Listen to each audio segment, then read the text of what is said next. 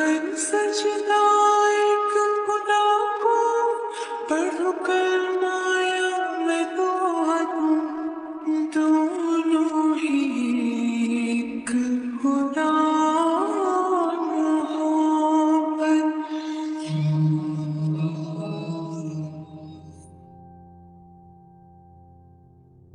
मतलब क्या हुआ उस कहानी में? आपने नहीं पढ़े क्या?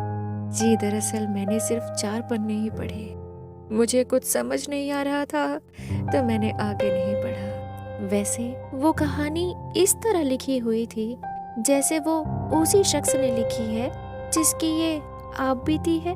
क्या मैं सही हूँ? हाँ, उसी ने लिखी है। पर आपको हैरत होगी कि उस किताब के आखिरी 4 पन्ने खाली रहते हैं। उन आखिरी 4 पन्नों में कुछ नहीं लिखा। कोरे पन्ने हैं। कोरे पन्ने? मगर ऐसा क्यों? हाँ, चलो मैं उसी लहजे में सुनाती हूँ जिन जज्बातों की दरमियाँ उसे लिखी गई है। तो दिल थाम कर बैठ जाए क्या हम? जी जरूर।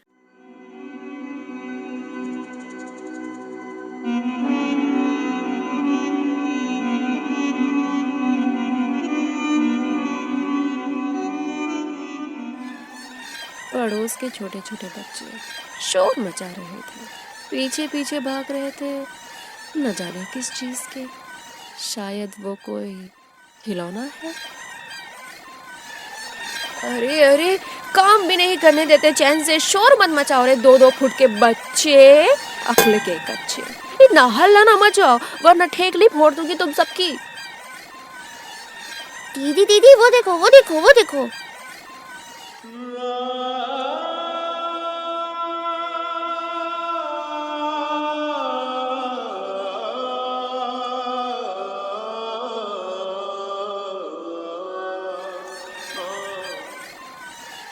सन्नी के बच्चे, मैंने पहले देखा था उसको इसलिए मैं लेकर जाऊंगा अपने घर, ठीक है समझा ना? एक बार और बोला ना ऐसा तो तेरा मुंह तोड़ दूंगा चूतिया। ओ दिया के बच्चे। अरे नहीं, मेरा मतलब गाली वाली छोड़ो यार। और ये बेचारा बीमार है, खुदा ना खास्ता मर गया तो देखो बरसात का मौसम है, ठंड लग जाएगी उसको। देखे सन्नी, 2 कुत्तों की लड़ाई में बिल्ली हक मार गई, अब बैठा रहे। ओह, कैसे बदतमीज हो। भागो भागो, चलो चलो जाओ जाओ अपने अपने घर जाओ। पढ़ाई लिखाई में ध्यान नहीं है अपना, चूतिया बच्चे। उन चिल्लर बच्चों को हाथ दिखा दिया, डर के मारे भाग गए। बेचारा बीमार पत्ता दुबका बैठा था, भीगा हुआ।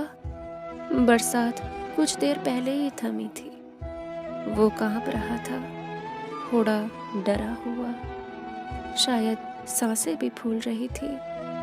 मेरे घर से 2-3 घर के बाद एक दीवार लगी है, रास्ता वहां से बंद था, वहीं कोने में दुबका हुआ था।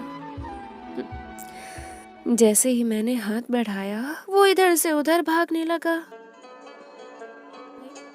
अरे अरे रुक रुक जा। कितना भागेगा? अच्छा चल, अच्छा चल, नहीं भागूंगी ज्यादा। आजा, मेरे हाथ में आजा चुपचाप से। आ आ, तुझे कुछ नहीं करूंगी, आजा। उसकी ओर हाथ बढ़ा दिया मैंने तो वो धीरे धीरे मेरी तरफ बढ़ा और आकर मेरी हथेली पर बैठ गया। उस कबूतर को मैं अपने घर ले आई, उसे मोटे गरम कपड़े में समेट दिया, कुछ दाने उसके आगे डाले, मगर वो नहीं खाया। मेरे घर में मेरे अलावा मेरी बड़ी बहन है, मुझसे 3 साल बड़ी। वो कहती है मुझ में ज्यादा तजुर्बा है। पागल, न जाने ऐसा क्यों कहती है। मैं तो ठोकरें खा खा कर फिर उसी जगह चली जाती हूँ, फिर ठोकर खा कर आती हूँ, फिर भी नहीं मानती हूँ, दोबारा चली जाती हूँ। इन सब के बाद भी वो कहती है मुझ में तजुर्बा है। पागल। मेरी बड़ी बहन उस कबूतर को बहुत प्यार करने लगी। उसके साथ खेल रही थी। मैंने बोला बीमार है, मत खेलो उसके साथ। वो पता है क्या कहती है? हाँ, तू सही कह रही है, इसके साथ खेलना तो नहीं चाहिए। पर एक बात तुझे पता है, ये दुनिया तो बीमारों के साथ ही खेलती है ना। भला ऐसा क्यों? क्योंकि इन्हें सताना आसान होता है। अब तू बता, अगर ये परिंदा सही सलामत होता, उड़ रहा होता उस आसमान की ऊंचाइयों में, तो क्या इससे कोई खेल पाता? अरे तो ये जब भी भेड़िया जमीन पर बैठता है तब भी तो हम इसे खेल सकते हैं ना। कभी नहीं, ये फुर्र हो जाएगा हमारे पास जाते ही। तुझ में अक्ल नहीं बची क्या? ये कभी हाथ नहीं आते, ये उड़ते रहते हैं। और तू जाएगी ना तो उससे पहले ये फुर्र हो जाएंगे। तो क्या ये कभी हाथ नहीं आते? हाँ, अब देखना, अगर ये ठीक हो जाएगा ना तो ये भी फुर्र हो जाएगा और तो देखती रह जाएगी। मुझे क्या, हो जाए फुर्र, बस खुदा करे ये ठीक हो जाए। ये ठीक हो जाए तो मैं भी चाहती हूँ, पर पूरे 2 घंटे से ये हमारे घर में है। और तू बता, तुझे जरा भी बुरा नहीं लगेगा ये उड़ जाएगा तो? 2 घंटे में तुझे जरा भी लगाव नहीं हुआ इससे? परिंदों से लगाव? बिल्कुल नहीं, खासकर उनका जिनका कोई नहीं होता, क्योंकि हम इन्हें कभी कैद नहीं कर सकते, और अगर कर ले तो ये घुट घुट कर मर जाएगा। अब बताओ, इन वादियों में उड़ने वालों को, बेफिक्री से जीने वालों को क्या कैद पसंद आएगी?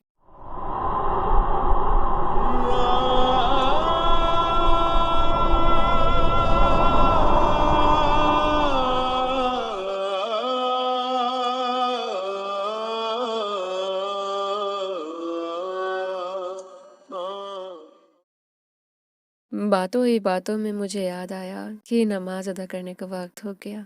अल्लाहु अकबर, अल्लाहु अकबर,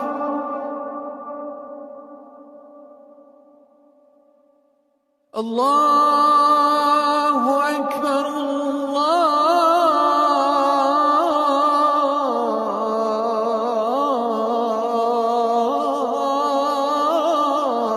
अल्लाहु अकबर।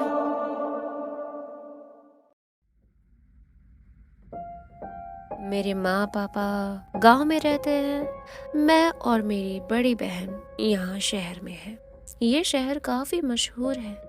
हम यहाँ अपनी पढ़ाई और थोड़े बहुत पैसे कमाने के लिए काम कर लेते हैं। माँ पापा के साथ गांव में हमारा एक छोटा भाई रहता है जो कि महज 13 साल का है। मुझे पढ़ना लिखना खास पसंद तो नहीं, पर लिखना मुझे बहुत पसंद है। रहमत हुई तो एक दिन कुछ ऐसा लिख जाऊंगी जिससे, आहा, खैर खैर, ये सारे तो मेरे सपने हैं। यहाँ बेचारे हमारे कबूतर पर नजर डाल ले तो शाम के वक्त तो ही मिला था वो हमें, और अब रात हो चुकी थी, करीब 9 बज रहे थे। मेरी बड़ी बहन अब भी उससे ही चिपकी हुई थी। एक पल भी उसने उसे दूर नहीं किया। टीवी चालू थी, उस पर कोई नाटक आ रहा था, पर क्या याद नहीं आ रहा। मैं यहाँ खाना बना रही थी रात के 9 बजे, क्योंकि आज तो था संडे, तो आज हम थोड़ा सा देर से ही सोएंगे, क्योंकि आज है छुट्टी। बाकी दिन तो काम ही रहता है, आज थोड़ी छुट्टी मना लेते हैं, क्यों नहीं। जैसे मेरा खाना बनकर तैयार हुआ, मैंने खाना लगा दिया। बड़ी बहन खाने के लिए तो बैठ गई, पर मैं उस कबूतर से चिपक गई। भाई उसे मैंने हाथ में उठाया और उसे जांचने लगी कि ये बीमार कैसे है, क्या हुआ इसे। अच्छे से देखने लगी उसे, तो मैंने देखा कि वो बेहद संगीन हालत में था। दीदी, आपने देखा नहीं, इसके तो हर जगह बड़े बड़े से फोड़े हैं, और इसके यहाँ जैसे ही उसके आँखों और उसके नीचे जहाँ से वो हल्का होता है,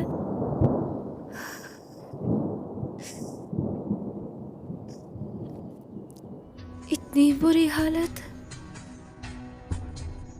सफेद मवाद रिस रहा था। या अल्लाह, इतनी तकलीफ, वो भी इस बेज़बान से परिंदे को। कितनी तकलीफ में होगा वो। मेरी ज़बान कांप गई। मेरी बड़ी बहन को अब तक वो दिखाई नहीं दिया। इतनी देर से खेले जा रही थी, पर देखो, इतनी तकलीफ नहीं दिखी उसे उसकी। सही कहती है, बीमारों से हर कोई खेलता है, बीमारों की परवाह कौन ही करता है आखिर। ये बात मुझे तब समझ में नहीं आई, लेकिन अब आती है।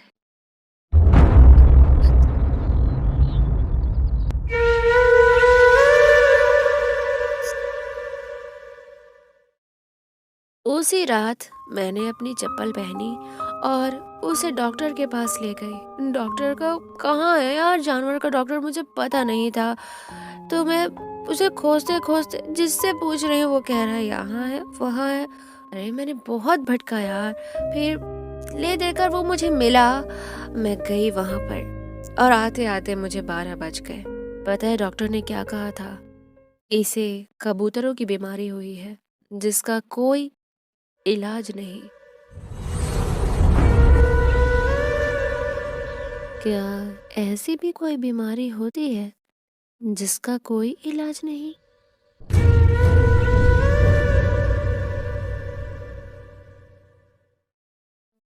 जब मैं उसे वापस घर ले आई, उसे अच्छे से ढककर किनारे आराम से रख दिया मैंने। खाना खाने बैठी तो मेरी बड़ी बहन ने आवाज लगा दी और जैसे ही मैं गई,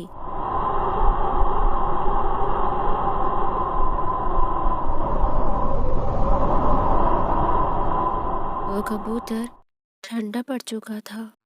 आंखें धीमी धीमी सी झपक रही थी। वो कबूतर ठंडा पड़ चुका था। आंखें उसकी धीमी धीमी सी झपक रही थी। उसकी आंखें मेरी ओर थी, मेरी ओर। और फिर उसने बंद कर ली। उसकी आंखें बंद करते ही मेरी बहन रोने लगी। मैंने बोला मत रो, क्या हुआ? वक्त आ गया था, चला गया। मगर कुछ देर तो वो रोती ही रही। मैं उस कबूतर को जैसे ही छूने वाली थी, हाय उसका आंकड़ापन, मेरा हाथ कांप गया। मैं बेजानों को छू ही नहीं पाती। बड़े कमजोर दिल की हूँ, नहीं छू पाई, पर छूना तो था ही ना। हाथ तो कांप रहे थे, पर खैर मैंने उसे वापस वहीं रख दिया, ढककर ही। उसके लिए हम दुख मना के दुआ करके सोने चले गए। अब तक तो मुझे कुछ महसूस नहीं हुआ, पर रात भर मेरे जहन में वही परिंदा घूमता रहा। मेरी बड़ी बहन तो रो धोकर सो गई, पर मैं नहीं सो पाई। कमाल है ना, एक दिन भी नहीं बीता था उस परिंदे के साथ, मगर इतना कैसे जुड़ गया कि मेरी रातों की नींद उड़ा ले गया। खैर, मैं नहीं मानती कि मेरा उससे लगाव कुछ गहरा हो चुका, क्योंकि अगर होता तो कम से कम मेरे आंसू तो निकलते। मगर अब तक आंसू की एक बूंद मेरे आंखों में नहीं आई।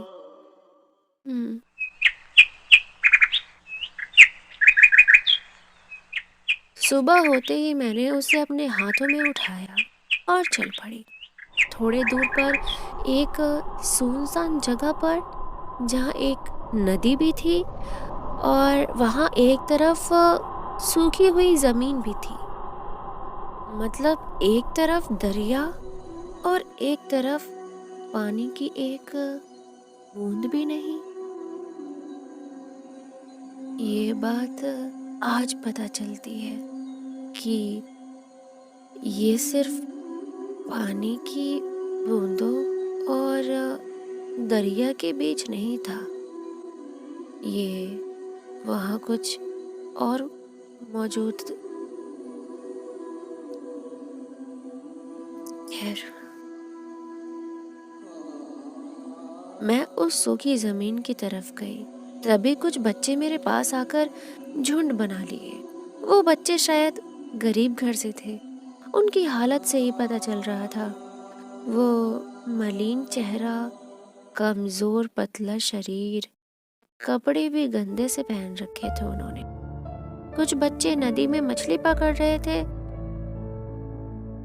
हाँ, तो जब बच्चे मेरे पास आए तो उन्होंने मुझसे सवाल किया, तो मैंने उन्हें सारी बात बता दी कि किस तरह ये बीमार था और कल रात ही मर गया। इलाज कराने के बावजूद वो बच्चे बोले कि दीदी, क्या ये कबूतर आपका पालतू है? मैंने कहा नहीं, ये तो यूं ही मेरे घर से थोड़ी दूर सहमा बीमार दुबका हुआ पड़ा था। सभी बच्चे बड़े गौर से मुझे सुन रहे थे, पर उनमें से एक बच्चा बड़ा शांत था। वो बस मुझे और उस कबूतर को देखे जा रहा था।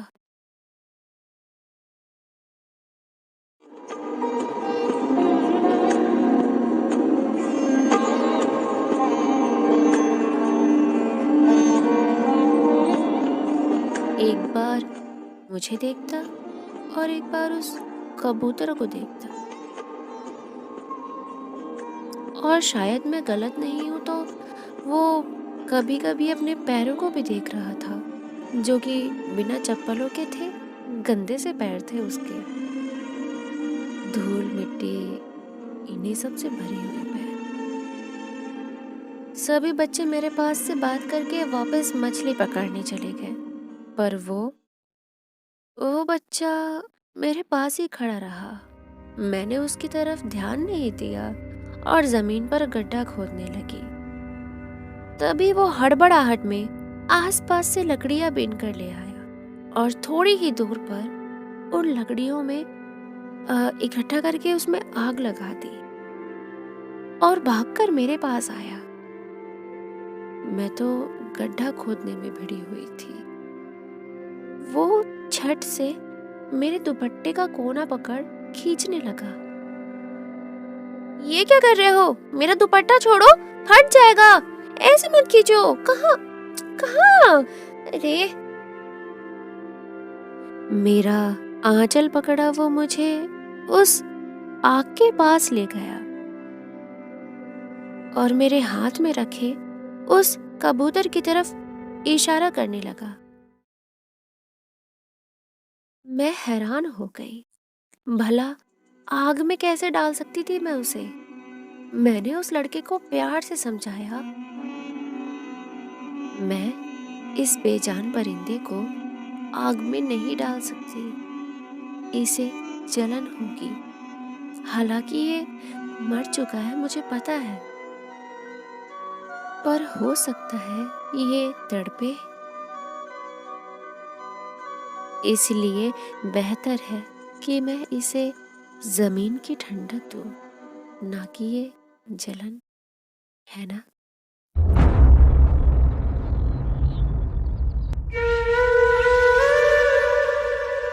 वो बस देखता रहा। वो बस देखता रहा और मैं वापस उस गड्ढे के पास गई जो मैंने लगभग खोद ही लिया था। उस कबूतर को एक बार प्यार से चूमकर उस गड्ढे में डालकर दफन कर दिया और दोनों हाथों से दुआ अदा की। मैं अब वापस जाने लगी। एक आखिरी बार अलविदा कह वो लड़का मुझे बस देखता रहा।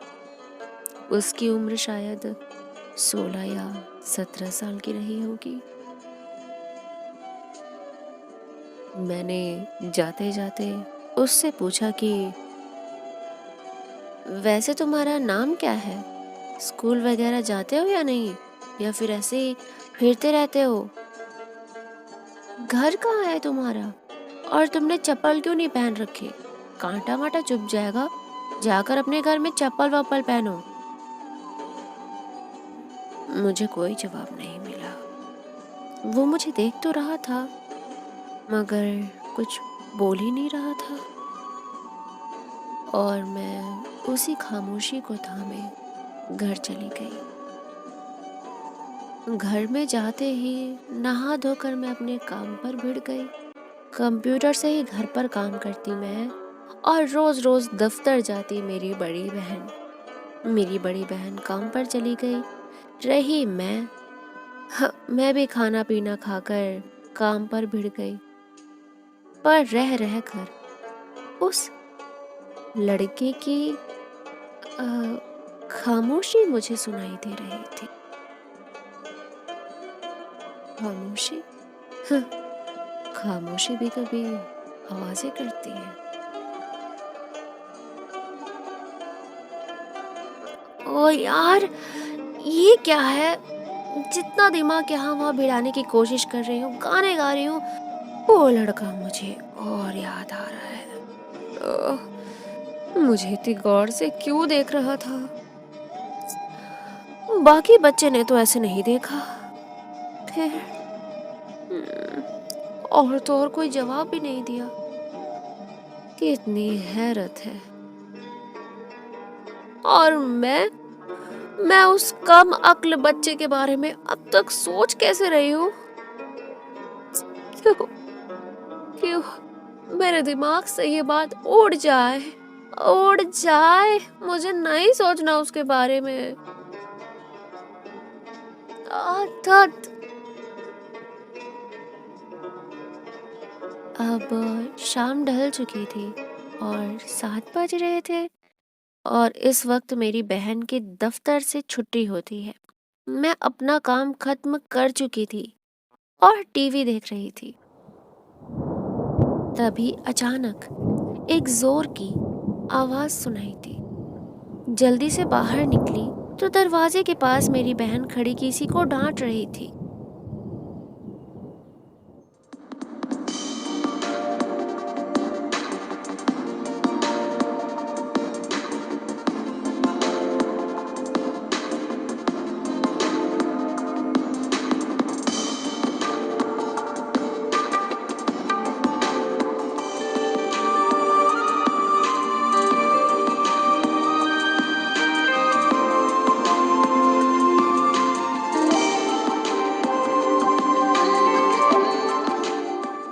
अरे अजीब लड़का है बेटा, अपने घर जा। माँ बाप राह ताक रहे होंगे तेरी, यहाँ क्यों जमा बैठा है? देखिए ना आंटी जी, यहाँ से डर नहीं रहा है ये। अरे शाहीन बेटा, मुझे तो लगता है कि ये कोई चोर डकैत है या फिर बुरी नजरें रखने वाला लफंगा। तुम दोनों अकेली रहती हो ना बेटा, अब क्या पता ये लफंगा क्या ही कर बैठेगा। मेरी मानो तो पुलिस बुला लो। हाँ हाँ आंटी जी, आप सही कह रही हो, बिल्कुल सही कह रही हो। अब तो इसे पुलिस ही सुधारेगी। अभी बुलाती हूँ। अरे दीदी, क्या हुआ? किसे जेल में डला रही हो?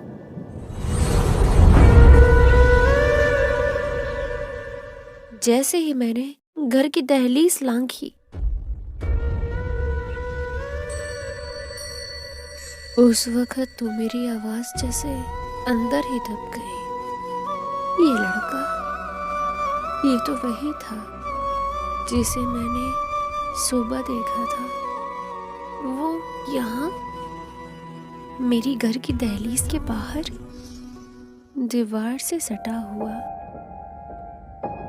मलंग बना बैठा था, अपने घुटने जोड़कर सिमटा हुआ, सर झुका हुआ था, नजरें नीचे किए, और सब कह रहे थे वो कोई बुरी नजर डालने आया है।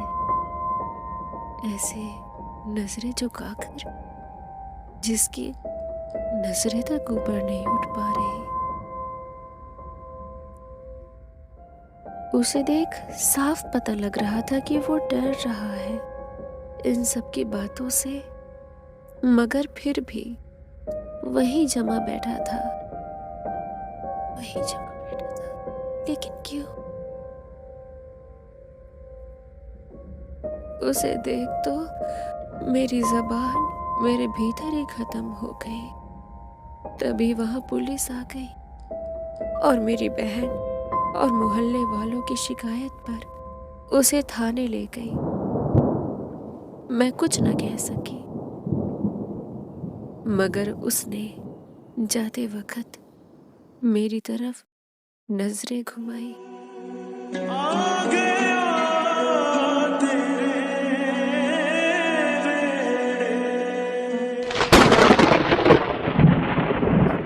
हाय अल्लाह, उसकी नजरें मुझे इस कदर हिला गई कि मेरे कदम लड़खड़ा गए।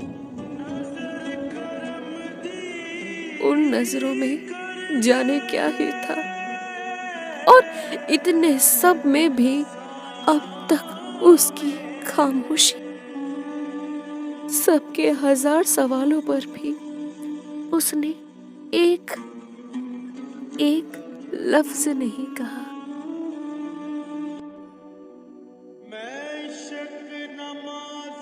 पुलिस उसे ले गई और मैं उसे देखती रह गई। मेरी बड़ी बहन मेरी ऐसी हालत देख मुझे संभालने को आई। अरे तुम्हें क्या हुआ? डरो मत, कोई लफंगा था, चला गया, अब कोई खतरा नहीं है, ठीक है, सब ठीक है, अब अंदर चलो।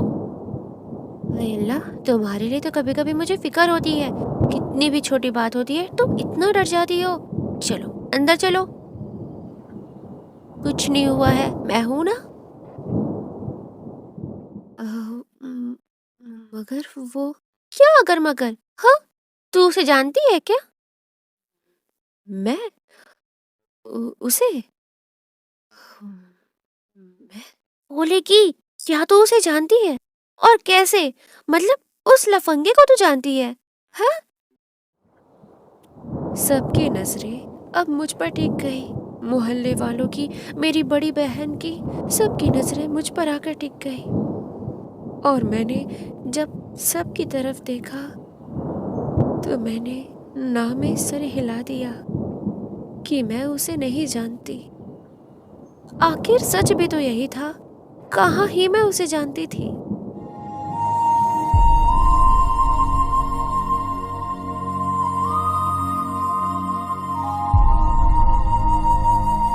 पर ये ना में भी जवाब मैंने इतना घबरा कर क्यों दिया?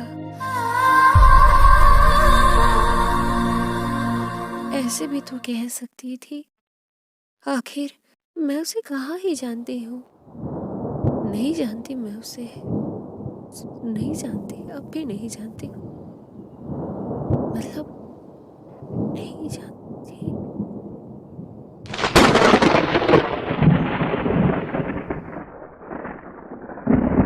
मेरी बहन मुझे अंदर ले गई, मगर मेरा दिल बाहर ही ठहर गया। ये रात भी मेरी करवटों में गुजर गई। मेरी बड़ी बहन के जाने का इंतजार करने लगी। जैसे ही वो 11 बजे अपने दफ्तर गई, मैं काला बुर्का पहन हिजाब से अपने आप को ढककर बाहर निकल पड़ी, टैक्सी में, पुलिस स्टेशन।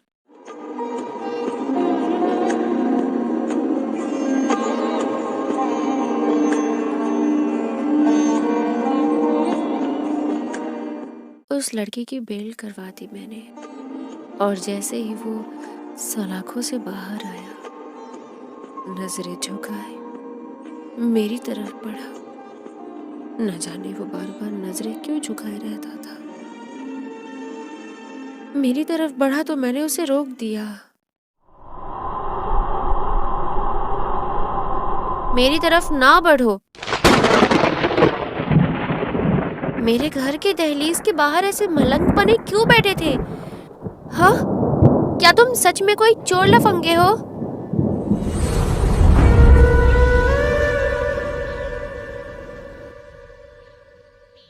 ओ, फिर वही खामोशी। कुछ बोलोगे? क्या तुम गूंगे हो? जबान नहीं है तुम्हारी? हाँ, गूंगे हो क्या तुम? तुम कोई गूंगे होंगे नहीं हो, तुम तो कोई लफंगे ही हो। किसी मकसद से मेरी दहलीज पर आकर जम गए थे। कल सुबह भी जब मैं उस परिंदे को दफनाने गई, वहां भी मुझे घूरे ही जा रहे थे तुम। सुधर जाओ, बहुत बड़ी हूँ तुमसे, ले देकर 16 या 17 साल के होगे तुम, और मैं 26 साल की। और इतना सब जानने के बाद भी अगर शर्म हया हो तो आइंदा दिख मत जाना। अपनी घटिया सोच ली है, नजरें संभालो अपनी, वरना अच्छा नहीं होगा।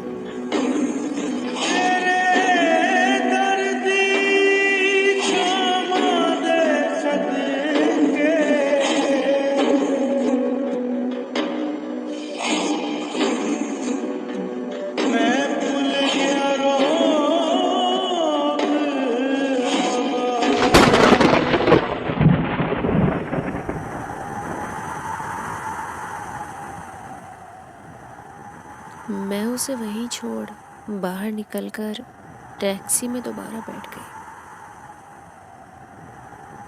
न जाने खुद को क्या समझता है, न कोई जवाब देता है, न कोई इशारा। जो भी हो, अब मुझे यकीन हो गया था कि इतनी कड़ी खोटी सुनने के बाद वो मेरी दहलीज पर तो क्या, मेरी गली के पास भी नहीं भटकेगा।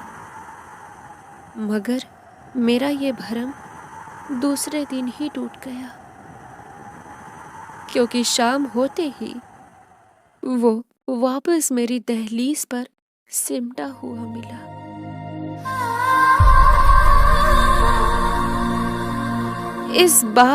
लेकिन इस बार मेरी बड़ी बहन का गुस्सा 7वें आसमान पर था,